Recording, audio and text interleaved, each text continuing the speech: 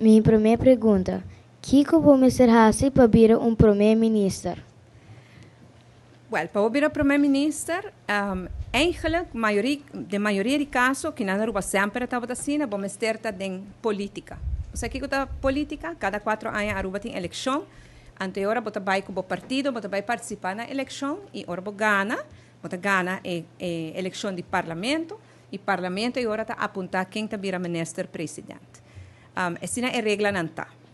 A mim lo bisa, se você vir ministro-presidente, vamos ter a mim lo bisa, estudia algo. O que você quer? Vamos estudar curso específico. Mas para vir a doctor, você tem que escola de doctor.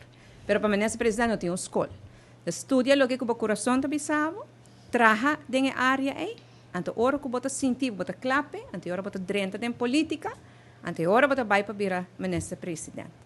Como você tem hora que você ministro-presidente? Se você estima Aruba, mais hobby mesmo.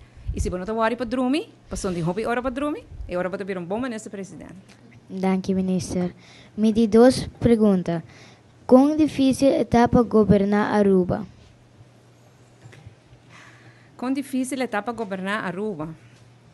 Governação não está bem manejo buque, que está bisabo, se tal coisa passa, você tem que fazer aqui. Se isso passa, você tem que fazer isso.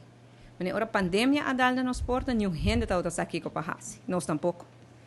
Pero ora que botem bom gente que trabalha Cuba, botem bom profissional, bom experto, e ora é ajudar o hobby. Passou bota escuta bota não te donava conselho que para fazer. Claro, a bota decidir se bota seguir não se ou não. Pero se botem bom gente que ajudar, é bem mais fácil.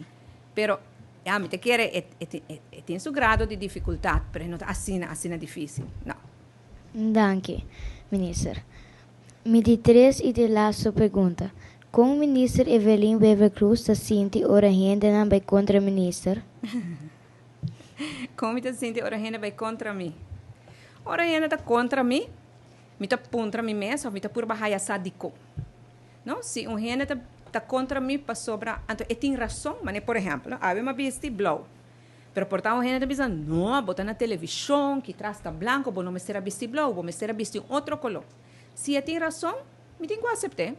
Não sou gente que está contra mim, mas tem razão de lo que esta bisa, me tenho que tomar conselho, me tenho que aceitar. Se o gente está contra mim, então não tem razão, então me está por papel com ele, não me está por explicar de como me está pensa assim, de como tomar tal decisão por convencer.